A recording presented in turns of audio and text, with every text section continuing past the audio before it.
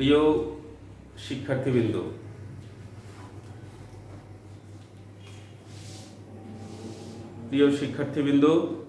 আশা করি তোমরা সকলেই ভালো আছো। আমিও ভালো আছি।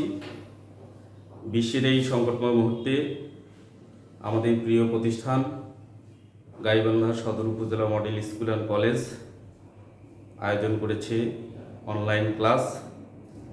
এরই অংশ হিসেবে আমি শ্যামল চন্দ্র বর্মন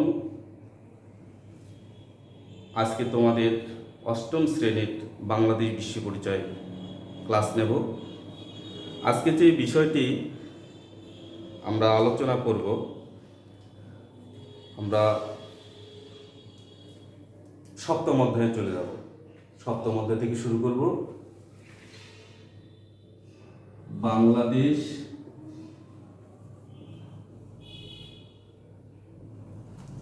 রাষ্ট্র ও সরকার ব্যবস্থা।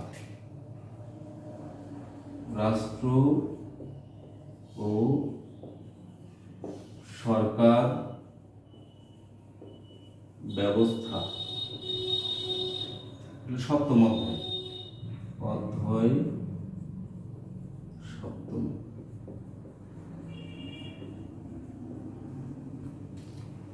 বাংলাদেশ রাষ্ট্র ও সরকার ব্যবস্থা।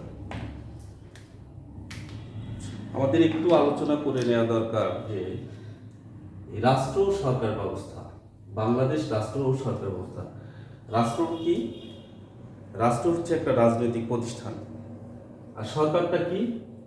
সরকার হচ্ছে রাষ্ট্র গঠনের 4টি উপাদান আছে, তার মধ্যে একটি অন্যতম হলো সরকার। আচ্ছা, আমরা এই অধ্যায়টি তো অনেক বড়। আমরা আজকে পার্ট 3টা করাবো, পার্ট 1, 3 এবং 4। পার্ট এই 3টির শিকল ফল আমরা যা বুঝতে পারব। সরকার পদ্ধতির ধরন সংক্ষেপে বর্ণনা করতে পারব। বাংলাদেশের রাষ্ট্র পরিচালনার মূলনীতি বর্ণনা করতে পারব। 3, বাংলাদেশের সংবিধানের প্রধান বৈশিষ্ট্যসমূহ বর্ণনা করতে পারব এবং সংবিধানের প্রতি শ্রদ্ধা প্রদর্শন করব। আচ্ছা, আমরা এখন পার্ট 1-এ চলে যাব। পার্ট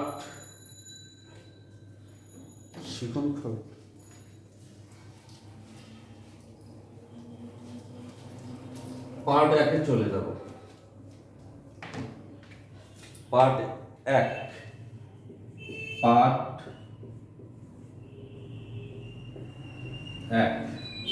সরকারের শ্রেণী বিভাগ।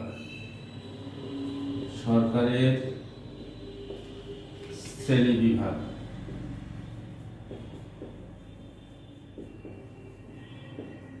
সরকারের শ্রেণী বিভাগ। আমরা একটি ছকে দেখতে পাচ্ছি যে বর্তমানকালে সরকারের শ্রেণী বিভাগ। সরকারকে দুভাগে ভাগ করা যায় প্রধানত। একটা হলো গণতন্ত্র আর একটি হচ্ছে একনায়কতন্ত্র। গণতন্ত্রকে আবার দুভাগে ভাগ করা যায়। একটা হলো নিয়মতান্ত্রিক রাজতন্ত্র আর একটা হলো প্রজাতন্ত্র। নিয়মতান্ত্রিক রাজতন্ত্রকে আবার দুভাগে ভাগ করা যায়। একটা হলো যুক্তরাষ্ট্রীয়, একটা হলো এককেন্দ্রিক। প্রজাতন্ত্রকে দুভাগে ভাগ করা যায়, সংসদীয় সরকার, রাষ্ট্রপতি শাসিত সরকার। সংসদীয় সরকারকে আবার দুভাগে ভাগ করা যায়, একটা যুক্তরাষ্ট্রীয়, একটা হলো এককেন্দ্রিক। রাষ্ট্রপতি শাসিত সরকারকে দুভাগে ভাগ করা যায়, একটা হলো যুক্তরাষ্ট্রীয় আর একটা হলো এককেন্দ্রিক।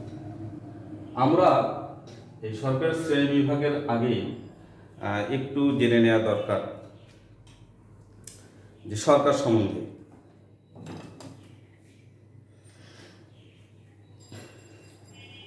আমরা একটু আগেই জানলাম যে সরকার রাষ্ট্র গঠনের 4টি উপাদান রয়েছে, তার মধ্যে সরকার হলো একটি।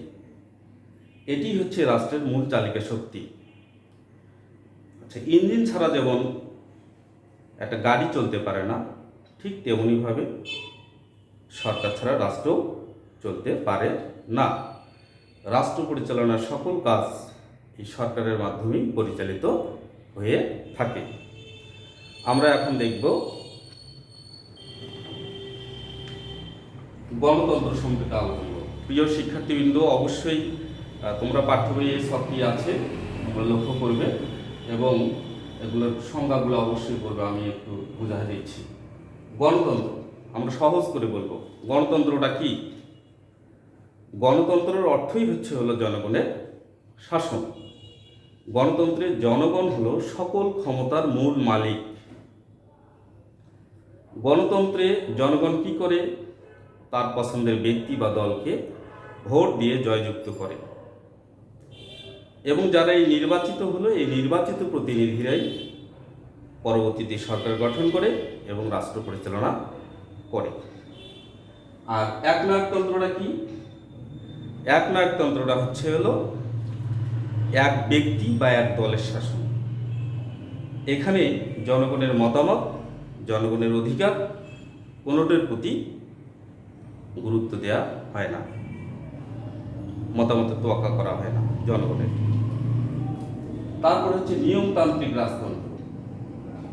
নিয়মতান্ত্রিক রাজতন্ত্রটা একদম সহজ করে যদি বলি, রাজার ছেলে মেয়ে উত্তরাধিকার সূত্রে রাষ্ট্রের রাজা বা রানী হবেন।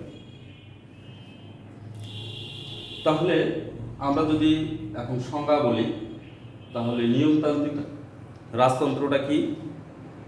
নিয়মতান্ত্রিক রাজতন্ত্রটা যে সরকার ব্যবস্থায় রাষ্ট্রপ্রধান উত্তরাধিকার সূত্রে ক্ষমতা লাভ করেন, তাকেই আমরা নিয়মতান্ত্রিক রাজতন্ত্র বলবো। পৃথিবীতে এরকম দু একটি দেশে আছে, যেমন গ্রেট ব্রিটেনের কথা বলতে পারি, সৌদি আরবের কথা বলতে পারি।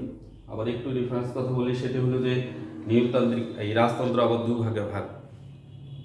সেটা হলো একটা নিয়মতান্ত্রিক রাজতন্ত্র, আরটা হলো নিরঙ্কুশ রাজতন্ত্র। যেমন সৌদি আরবে নিরঙ্কুশ রাজতন্ত্র, আর গ্রেট ব্রিটেনে কিন্তু নিয়মতান্ত্রিক রাজতন্ত্র। প্রজাতন্ত্রটা প্রজাতন্ত্রটা হলো যে সরকার, প্রজাতন্ত্র হলো এমন একটি সরকার ব্যবস্থা যে সরকার ব্যবস্থায় রাষ্ট্রপ্রধান জনগণের ভোটে নির্বাচিত হন, সেটি হলো প্রজাতন্ত্র। নিয়মতান্ত্রিক রাজতন্ত্রকে আবার দুভাগে ভাগ করা যায়, একটা হলো যুক্তরাষ্ট্রীয়, আরটা হলো এককেন্দ্রিক।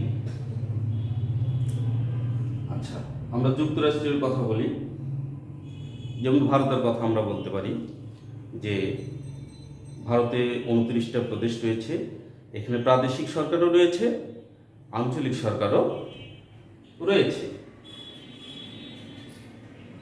প্রাদেশিক সরকারও রয়েছে, কেন্দ্রীয় সরকারও রয়েছে।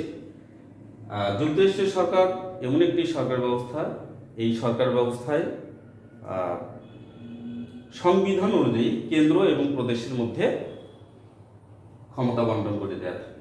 আমরা প্রাদেশিক সরকারকে আঞ্চলিক সরকারও বলতে পারি। এককেন্দ্রিক সরকারটা কি? এককেন্দ্রিক সরকার এমন একটি সরকার ব্যবস্থা যে সরকার ব্যবস্থায় কেন্দ্রের হাতে বা একটা কর্তৃপক্ষের হাতে ক্ষমতা ন্যস্ত থাকে। তারপরে আমরা চলে আসবো প্রজাতন্ত্রকে আবার দুভাগে ভাগ করা যায়, একটা হলো সংসদীয় সরকার, একটা রাষ্ট্রপতি শাসিত সরকার। সংসদীয় সরকারটা কি? সংসদীয় সরকারে শাসন বিভাগ আইন বিভাগের উপর নির্ভরশীল ও দায়ী থাকে। আমি আবারও বলছি, সংসদীয় সরকারে শাসন বিভাগ আইন বিভাগের উপর নির্ভরশীল দায়ী থাকে, কিন্তু রাষ্ট্রপতি শাসিত সরকারে শাসন বিভাগ আইন বিভাগের নিকট দায়ী ও নির্ভরশীল থাকে না। এটা পার্ট 1 চলে গেল। এরপরে আমরা পার্ট 3-এ চলে যাব।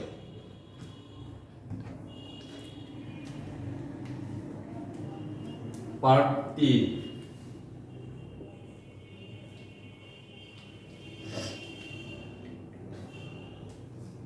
বাংলাদেশের রাষ্ট্রীয় মূলনীতি। বাংলাদেশের রাষ্ট্রীয়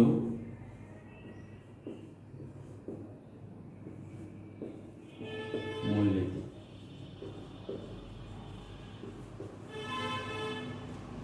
বাংলাদেশের রাষ্ট্রীয় মূলনীতি।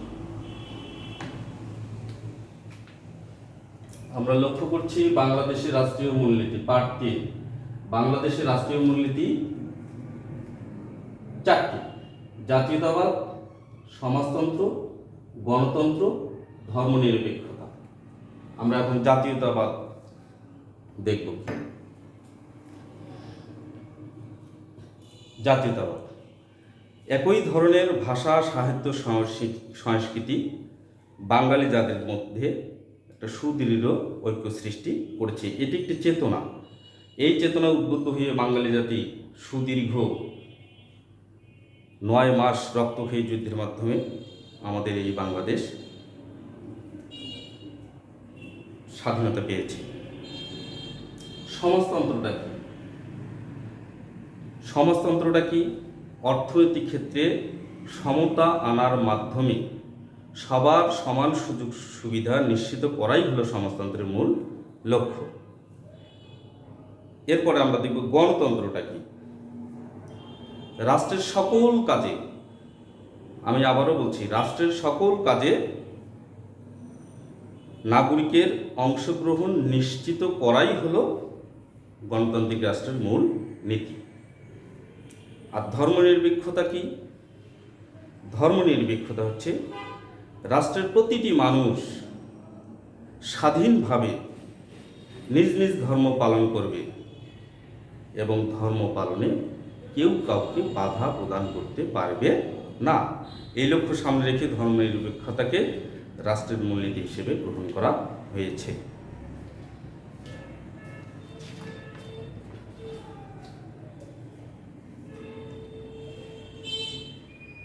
এরপরে আমরা চলে যাব পার্ট 4।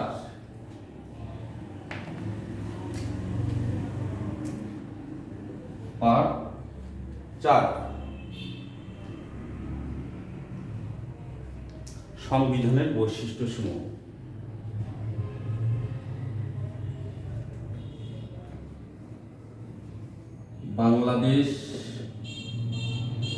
বাংলাদেশের সংবিধানের বৈশিষ্ট্যসমূহ।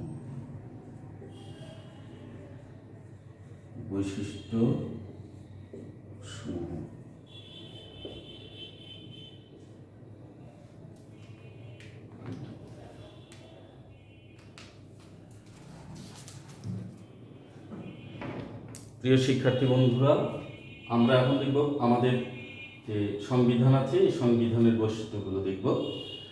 তার আগে একটু মনে হয় আলোচনা করে নেওয়া দরকার সংবিধান সম্পর্কে। আমরা বলতে পারি যে আমরা জানি যে সংবিধান হলো রাষ্ট্র পরিচালনার মূল দলিল।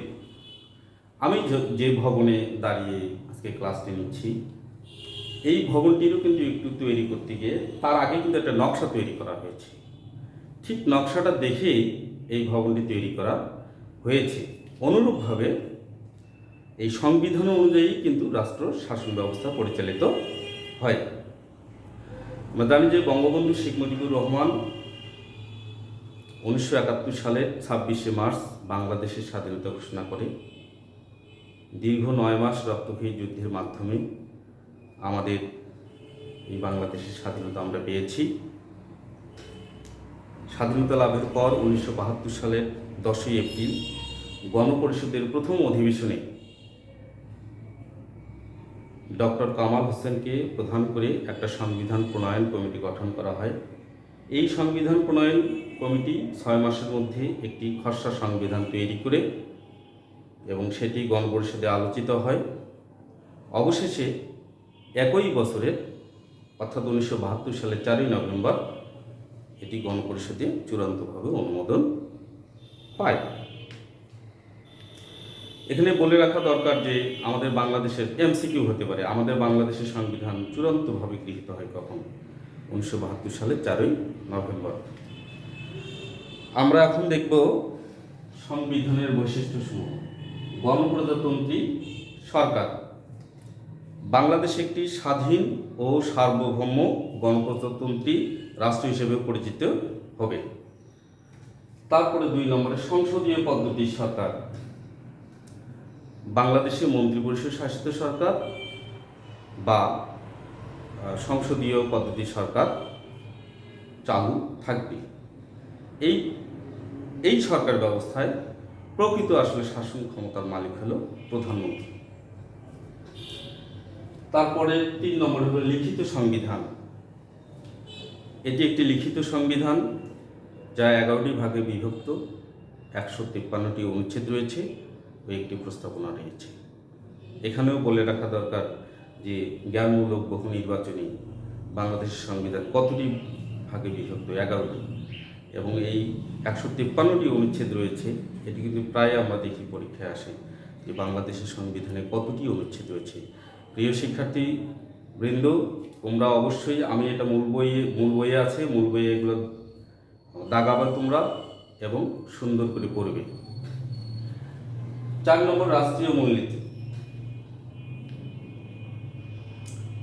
আমরা একটু আগেই পড়ে আসলাম যে রাষ্ট্রীয় মূলনীতি কয়টি? রাষ্ট্রীয় মূলনীতি 4টি। অর্থাৎ বর্তমান সংবিধানে রাষ্ট্র পরিচালনার 4টি মূলনীতি নির্ধারণ করা হয়েছে: জাতীয়তাবাদ, সমাজতন্ত্র, গণতন্ত্র, ধর্মনিরপেক্ষতা। তারপরে জাতি ও জাতীয়তা। ক্ষুদ্র নৃগোষ্ঠীবাদে জাতি হিসেবে বাংলাদেশের জনগণ বাঙালি নামে পরিচিত হবে। তারপরে এককেন্দ্রিক সরকার। দেশে এককেন্দ্রিক শাসন ব্যবস্থা প্রবর্তিত থাকবে। এক কক্ষ বিশিষ্ট আইনসভা। সংবিধানে এক কক্ষ বিশিষ্ট আইনসভার ব্যবস্থা রাখা হয়েছে। এই আইনসভাটি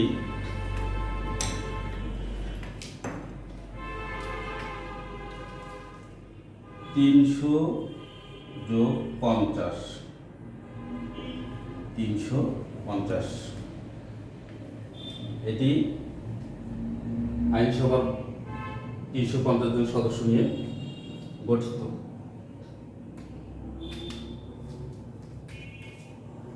এটি হলো জনগণের প্রত্যক্ষ ভোটে, জনগণের প্রত্যক্ষ ভোটে নির্বাচিত। আর এটি হচ্ছে সংরক্ষিত মহিলা আসন।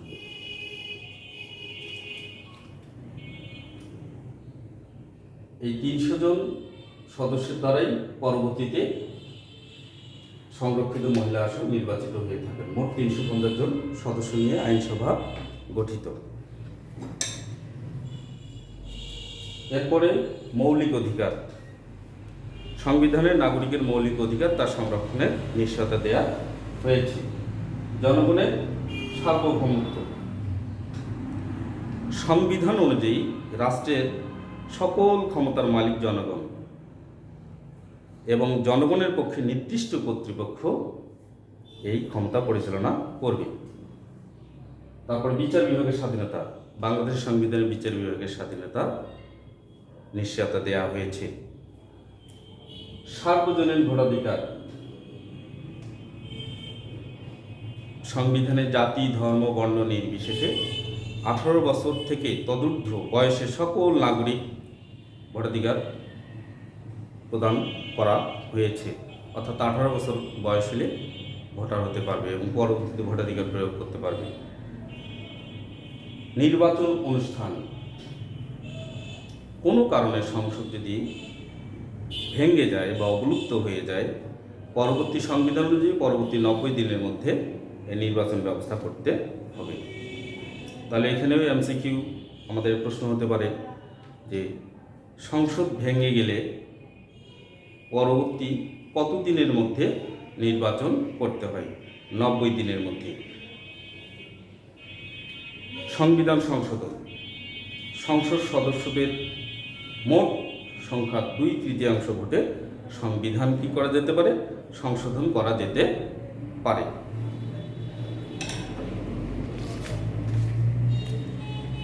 প্রিয় শিক্ষার্থীবৃন্দ, আশা করি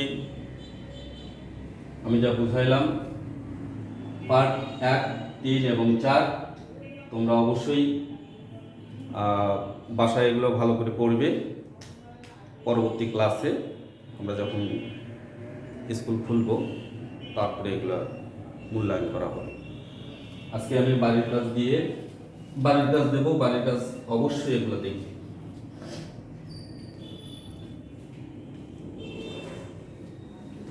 বাড়ির কাজ,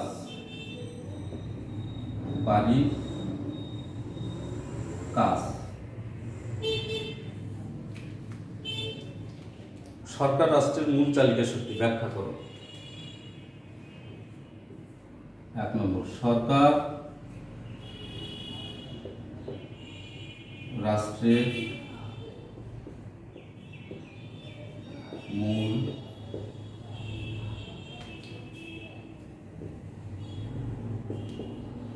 চালিকা শক্তি ব্যাখ্যা করো।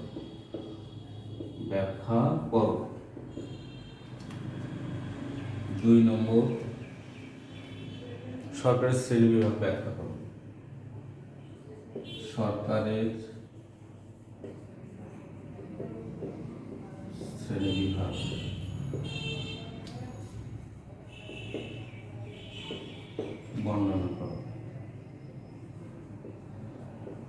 বর্ণনা করো। 3 নম্বর, একটি দেশের জন্য সংবিধান প্রয়োজন কেন? একটি দেশের জন্য সংবিধান প্রয়োজন কেন? 4 নম্বরে, সংবিধানের বৈশিষ্ট্য সমূহ পড়বে। সংবিধানের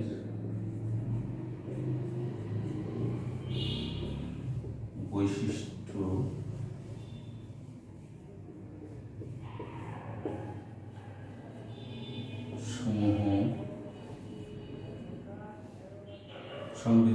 সমূহ বর্ণনা করে।